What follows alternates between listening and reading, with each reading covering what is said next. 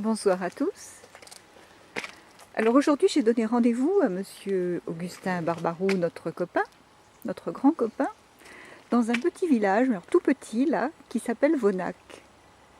La nuit va tomber bientôt et nous sommes sur le parking de l'auberge. Il y a une auberge aussi, paraît-il qu'on y mange très bien. C'est une auberge familiale depuis plusieurs générations avec les plats traditionnels et ça s'appelle la saubrenade je crois. Et la saubrenade, c'est une soupe. Et peut-être qu'on aura plus de renseignements à vous donner tout à l'heure. Et alors, je ne vois pas mon ami Barbarou. Où est-il? Il est en retard. Pourtant, il m'avait donné rendez-vous. Où est-il? Ah, monsieur Barbarou, vous êtes en retard? Ou c'est moi qui ne vous ai pas vu? Il y a longtemps que vous attendez? Eh ben oui, et un petit moment. Heureusement qu'il y a les gars de l'EDF là qui me font un peu le spectacle. Là, je sais pas trop ce qu'ils font.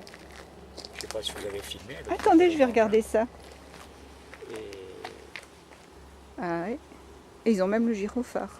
et curieusement, vous allez peut-être pas me croire, mais j'ai une casquette que j'ai Mais depuis longtemps. vous êtes un gazier, vous? Eh oui, que j'ai jamais été ni gazier ni électro. Mais c'est une casquette que j'avais achetée il y a longtemps dans un marché, que j'aime bien. Parce qu'en plus, quand il pleut, elle me protège bien. Et voilà, c'est les curiosités de la vie, vous voyez. Je la mets et EDF est là.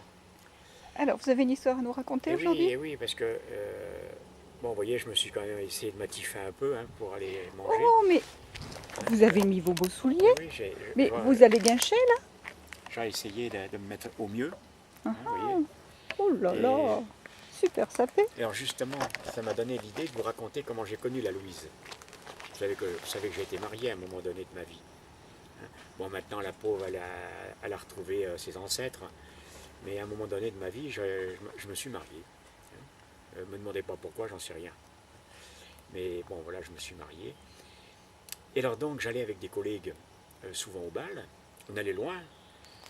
Alors, eh ben, on mettait les beaux souliers autour du cou attachés par le lacet. Et puis on partait à pied. Alors des fois, on avait le sabot. Mais sinon, on partait à pied. Et des fois, on faisait 15, 20, voire 25 km pour aller jusqu'à un bal. Et puis bon, essayer de trouver un petit peu de la demoiselle. C'était pas facile à cette époque. Et alors un jour, eh ben, vous me croirez si vous voulez, il y avait un bal à Bonac, pas à Bonac, à Vonac. Donc ben, on était parti à pied. Et j'avais mes souliers, ils étaient à réparer, donc j'avais emmené des sabots. J'avais emmené mes beaux sabots. Et voilà pas que j'arrive à Vonac. On prend quelques blancs limés avec les copains, pas trop, hein, parce qu'il ne fallait pas que ça tourne. Et puis voilà pas qu'on danse. Donc je mets les sabots.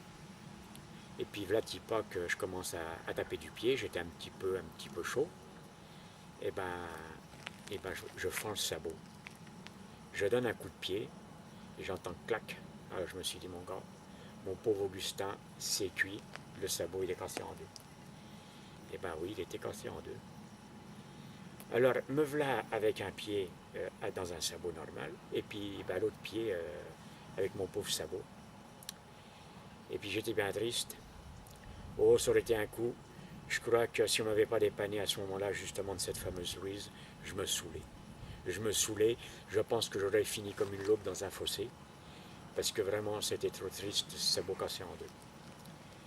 Et bien, voilà pas qu'il y a une jeune fille qui était là, qui était là certainement à l'époque avec son cousin. Et elle me dit, ah, mais vous ne pouvez pas rester comme ça, il faut réparer ce sabot. Alors, avec le fameux cousin qui lâchait pas de la semelle, à méfiant ce gars-là, nous voilà partis.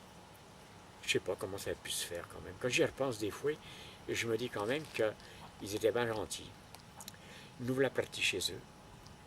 Avec un bout de pneu, ils ont cloué à l'intérieur et puis à l'extérieur le sabot. Donc ça tenait comme ça pouvait. De toute façon, je repartais avec pieds nus. Mais pour danser, ben, le sabot, il a tenu. Il a tenu. Alors, dans la soirée, j'ai parlé un peu avec la Louise. Et puis, je lui ai proposé un rendez-vous qu'elle a refusé. parce qu'il fallait demander au cousin. J'ai demandé au cousin.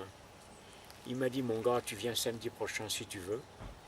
Mais si tu n'as pas un panier avec dedans un lapin et quelques autres choses dedans, c'est même pas la peine de venir.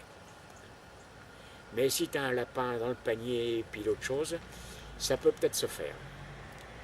Donc le samedi, je suis arrivé avec un panier. C'était Fernand qui m'emmenait avec le tracteur, parce que ça faisait loin.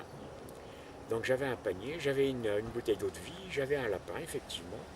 J'avais mis quelques œufs, puis une terrine et un saucisson. Et le Fernand, il est reparti. Moi, j'ai discuté un peu avec le cousin. Et j'ai eu le droit de parler avec la Louise. Et puis voilà quoi.